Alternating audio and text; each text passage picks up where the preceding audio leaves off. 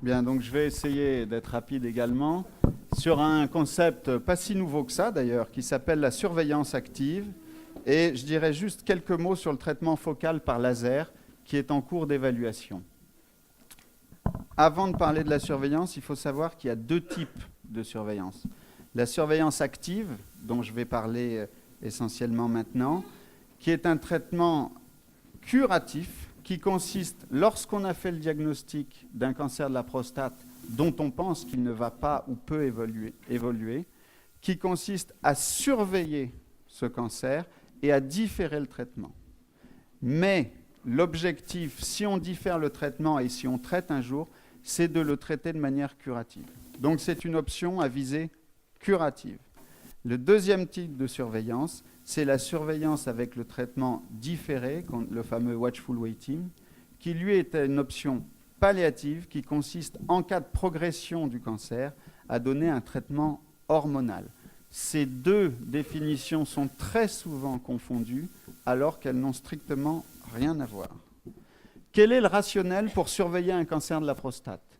On l'a dit largement, grâce au PSA, au dépistage, aujourd'hui environ 70% des tumeurs sont de stade T1C et l'analyse pathologique après prostatectomie montre que le cancer est localisé dans quasiment 85% des cas. L'histoire naturelle du cancer de la prostate commence à être un peu mieux connue et il semblerait que 20 à 30% des cancers, soient peu évolutifs. Ce sont les fameuses formes indolentes dont on parle parfois. Or, les cancers indolents peuvent éventuellement être prédits par les critères classiques au moment du diagnostic.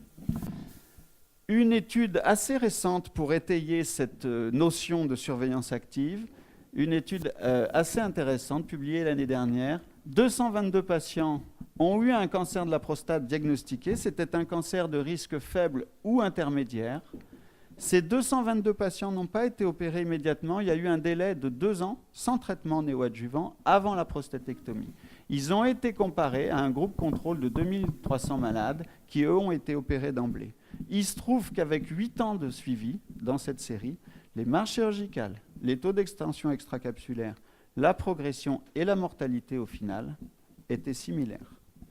Donc il semblerait que 2 ans d'attente entre le diagnostic et la prostatectomie, d'après cette étude, puissent ne pas forcément impacter sur la survie. Il y a, concernant la surveillance, une vingtaine, peut-être même plus, d'études longitudinales qui ont décrit des gens qui sont surveillés. Donc, je vous ai cité cette étude, probablement la plus ancienne, qui date de 1994, simplement pour vous dire que le concept n'est pas nouveau. Elle-même était la compilation de 6 études, avant l'ère du PSA, de malades qui avaient un cancer cliniquement localisé et qui ont été pris en charge par watchful waiting, donc surveillance puis hormonothérapie. On s'est aperçu que pour les cancers de haut grade, la survie spécifique à 10 ans n'était pas terrible, mais que pour les cancers de bas grade, elle était de 87%. Donc déjà en 1994, on disait que l'abstention initiale pouvait ne pas forcément impacter à condition d'avoir des caractéristiques tumorales favorables. Vous avez cette fameuse étude que tout le monde connaît, publiée par l'équipe d'Albertsen en 2005, qui a inclus 760 patients qui aussi ont eu le fameux watchful waiting avec un suivi de 24 ans. Dans cette étude, la mortalité était élevée uniquement pour les scores de Gleason élevés, 8 à 10, et elle était corrélée à l'âge. Elle était plus importante chez les patients jeunes. Vous voyez ici les courbes. La mortalité spécifique étant noire, et elle était beaucoup plus importante dans la colonne de gauche avant l'âge de 60 ans. Une série plus récente, puisque là on parle de watchful waiting et de série un peu historique, entre guillemets, une étude plus récente est celle qui est issue du programme de détection, du dépistage du cancer de la prostate, l'étude européenne ERSPC, où là les patients n'ont plus rien à voir parce qu'ils ont un PSA médian très bas de 3,6 et un stade clinique débutant T1C dans 80% des cas. Avec un suivi de 3,4 ans, le traitement différé, c'est-à-dire la nécessité ou la volonté de recourir à un traitement était d'environ 30%, avec une survie spécifique de 100%. Des études comme ça, il y en a plusieurs dans la littérature. Elles n'ont pas une très grande valeur, bien entendu, puisque le recul est quand même très modeste. Vous avez ici la série du Johns Hopkins, qui est sortie il y a quelques mois dans le Journal of Clinical Oncology. C'est une étude également longitudinale, mais qui a le mérite d'être prospective. 769 patients qui avaient tous un stade clinique T1C, de biopsie positive ou moins de score de Gleason 6. Le suivi est un peu meilleur, de 6,5 ans. 33% là aussi des gens ont eu recours à un traitement après un délai médian de 2 ans. La survie spécifique était également de 100%. Les études dont je viens de vous parler ont finalement assez peu de valeur parce que ce sont des études descriptives. Et ce qui compte dans les études carcinologiques, vous le savez bien, ce sont les études comparatives. Cette étude-là, qui est l'étude de Bill Axelson, qui fait souvent office d'exemple, a comparé 695 patients, les a randomisés entre une surveillance, mais c'était du watchful waiting, pas de la surveillance active, versus ou de la prostatectomie. Avec un suivi de 8 ans, la mortalité spécifique dans le groupe watchful waiting était 2 fois celle du groupe prostatectomie d'emblée. Vous voyez ici les courbes, et cette mortalité était plus élevée dans le groupe abstention, watchful waiting, ce d'autant que l'âge était jeune, inférieur ici à 65 ans. Cette étude-là est une étude de watchful waiting, pas de surveillance active. En revanche, celle-ci se rapproche davantage de la surveillance active. C'est une étude rétrospective américaine, selon la base de données Medicare, qui a inclus rétrospectivement plus de 44 000 patients de stade clinique localisé T1, T2 avec un score de Gleason inférieur ou égal à 7. Les auteurs ont comparé donc rétrospectivement la surveillance, essentiellement la surveillance active, il y avait aussi du watchful waiting, mais essentiellement la surveillance active, ou prostatectomie ou radiothérapie d'emblée. Le suivi est assez intéressant à 12 ans, et on se rendait compte que la mortalité était plus importante de 37% dans le groupe surveillance, qu'elle soit globale ou qu'elle soit spécifique. Le bénéfice du traitement d'emblée était constant dans toutes les étapes de l'étude, dans le temps, et significatif dans tous les sous-groupes de malades, quelles que soient les caractéristiques tumorales, l'âge, etc. Vous voyez ici la différence de survie entre les deux groupes. Cette série a été réactualisée tout récemment, sortie dans European Urology, c'est donc la base de données Medicare. Les patients d'un âge supérieur à 65 ans ont été inclus seulement, et vous avez, pour le coup, la comparaison de la surveillance seule versus la prostatectomie. Prostatectomie ont donc été exclus de cette étude les malades qui avaient une radiothérapie. Et on voit là aussi que la mortalité spécifique est significativement plus élevée dans le groupe surveillance que dans le groupe prostatectomie, avec un risque relatif de décéder du cancer de la prostate 2 fois plus important en cas de surveillance initiale. Donc la question n'est pas tranchée. On a l'impression qu'on pourrait surveiller certains malades, mais en même temps, dans la plupart des études qui sont intéressées à la surveillance, il semblerait quand même qu'il y ait une perte de chance carcinologique. Alors, quels pourraient être les bons candidats à la surveillance active? Est-ce qu'il faut penser que c'est les patients âgés? C'est difficile à dire, ce d'autant que l'espérance de vie est très difficile à estimer puisqu'elle change, vous le savez, au fil précisément de la vie. Probablement les patients qui sont demandeurs, et surtout, il faut être peu anxieux parce qu'on a quand même cette épée de Damoclès de savoir qu'on a un cancer de la prostate en cours de surveillance, et compliant, parce que la surveillance doit être très stricte, et je vais vous dire comment on surveille. Quels sont les mauvais candidats? Est-ce que les patients jeunes représentent une contre-indication à la surveillance? On pourrait le penser puisque c'est chez eux qu'on prend un risque carcinologique plus important, mais en même temps, c'est eux qui bénéficieraient le plus d'un traitement différé pour être épargnés des effets indésirables, notamment sur la sexualité, des traitements immédiats. Donc c'est une balance à choisir et la question n'est pas tranchée. Ce qui est sûr, c'est que les patients non demandeurs n'ont pas forcément à être inclus dans des protocoles de surveillance, évidemment, et les patients trop anxieux qui vont revenir par la fenêtre, si vous leur proposez la surveillance, pour un traitement ou non compliant, bien entendu, eux, il ne faut pas leur proposer. quelle est la proposition actuelle des urologues? Pourraient être candidats à la surveillance ceux qui ont un stade clinique très bas, T1 ou T2A, un PSA strictement inférieur à 10 et un Gleason strictement inférieur à 7, moins de 3 biopsies positives et moins de 50% de cancer par biopsie positive. On surveille ces gens-là en refaisant au départ des biopsies pour bien vérifier que le cancer n'est pas en fait plus dangereux que ne l'avaient montré les premières biopsies. Et tous les 6 mois, on fait toucher rectal PSA, et tous les 12 à 18 mois, on fait IRM plus ou moins biopsie répétée. Donc ce sont quand même des protocoles assez lourds. Le traitement de rattrapage est classiquement proposé lorsque, au toucher rectal, l'induration s'étend, le stade clinique devient supérieur à T2A, le PSA dépasse les 10, le temps de doublement du PSA est rapide, il existe plus de 2 biopsies de contrôle positive où le score de Gleason est upgradé sur les biopsies de contrôle. L'autre, bien sûr, raison de faire le traitement, c'est à la demande du patient qui n'en peut plus, qui est inquiet et qui lui-même veut se faire traiter. Ça représente aujourd'hui, dans les protocoles de surveillance active, 40% des raisons de mise sous traitement secondaire. Les recommandations ne font pas état de l'IRM.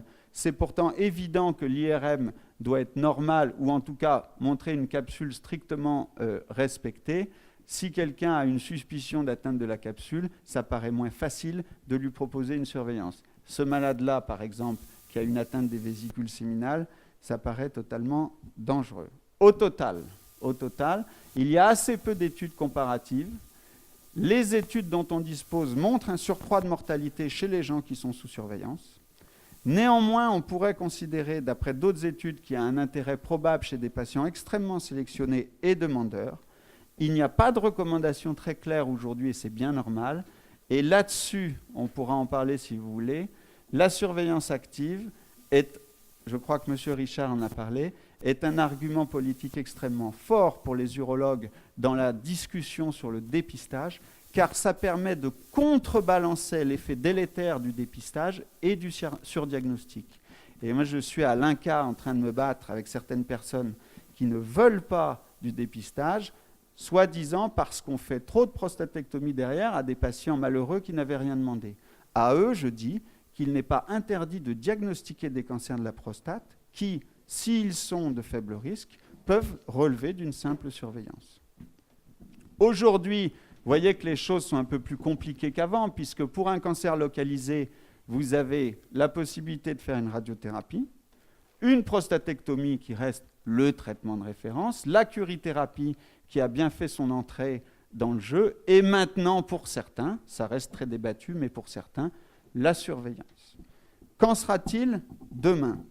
Demain, l'idéal serait de pouvoir traiter de manière moins invasive les cancers de la prostate, c'est-à-dire de les guérir, mais sans trop de dégâts collatéraux. Il y a un aspect dont on n'a pas parlé aujourd'hui, faute de temps, c'est les progrès considérables de l'IRM, qui apportent non pas seulement une vision morphologique de la prostate, mais fonctionnelle, dynamique. Et on peut aujourd'hui, on commence à pouvoir visualiser des foyers de cancer dans la prostate avec des études anapathes qui, parfois, et de plus en plus, montrent une bonne corrélation entre les foyers tumoraux et les foyers visibles en IRM. Ça, c'est probablement la révolution du cancer de la prostate qui, jusqu'à il y a quelques années, était considéré comme un cancer microscopique et invisible par l'imagerie. Aujourd'hui, les choses sont en train de changer. Grâce à l'évolution de l'IRM, et si on arrive un jour à bien voir le cancer de la prostate, on pourra mettre en place un traitement focal du cancer de la prostate. Je vais simplement vous donner quelques mots, j'en ai pour 2 minutes. Le laser est en cours d'élaboration. Le laser consiste à injecter par voie veineuse un produit photosensibilisant et à introduire, avec une grille que voici comme en curithérapie, le laser, donc la fibre, qui va illuminer la zone détruite par le passage du produit photosensibilisant. Il y a eu 400 leaders pour des études de phase 2 qui ont montré la faisabilité de cette technique. La durée opératoire est d'environ 2 heures. Bien que les résultats ne soient pas publiés, il semblerait qu'il y ait très peu d'incontinence et de dysfonction érectile. Vous avez ici une image d'IRM qui montre la nécrose focale d'une partie d'un lobe de la prostate où il y avait le cancer. Actuellement, une étude européenne multicentrique est en train de débuter avec 45 centres, nous en faisons partie. Cette étude-là de phase 3 va comparer chez les patients à très faible risque, qui sont de plus en plus nombreux, la surveillance active au traitement focal. Je vous remercie. Trois points rapides. D'une part, pour confirmer ce qu'a dit Michael sur le fait que le diagnostic d'un cancer de prostate, ça ne doit pas entraîner forcément un traitement de façon urgente, ni par la chirurgie, ni par la radiothérapie. Et c'est en effet une alternative qu'on peut opposer aux personnes qui disent qu'il ne faut pas les dépister.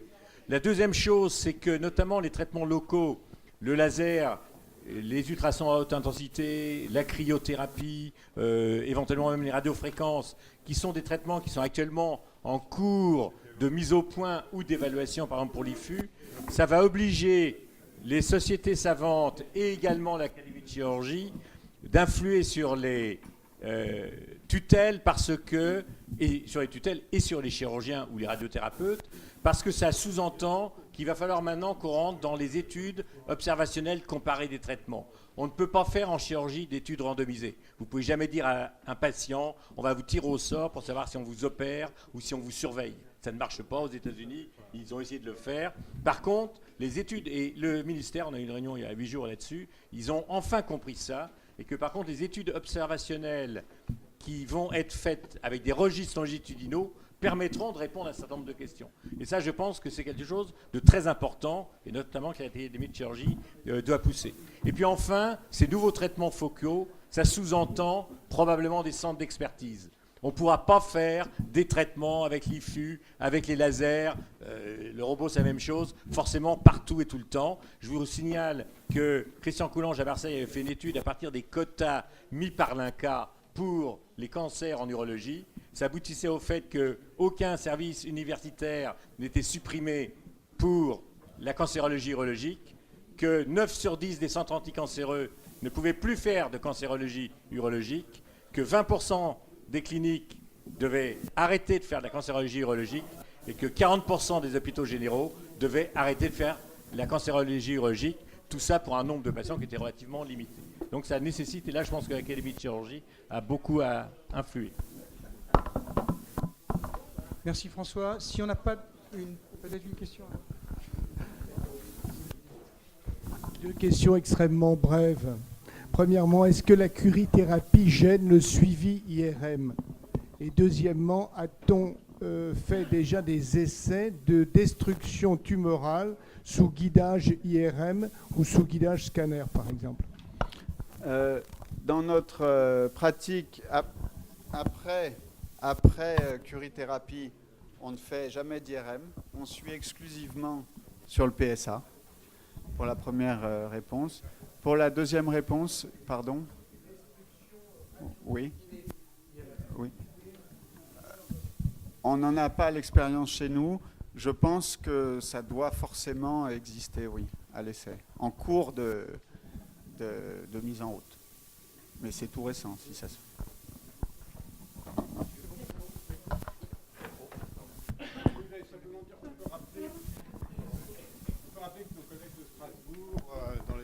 De Didier Jacquemin ont une très belle expérience de la cryothérapie avec une IRM embarquée et qui est extrêmement spectaculaire.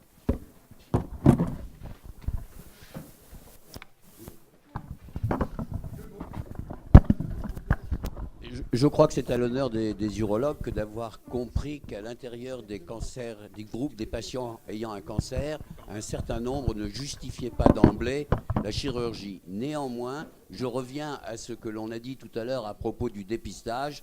C'est vrai que dépister un patient pour lui dire après nous allons vous surveiller, c'est assurément altérer sa qualité de vie et le mettre dans un système qui est assez lourd, et donc peut-être qu'il faudra améliorer encore le dépistage.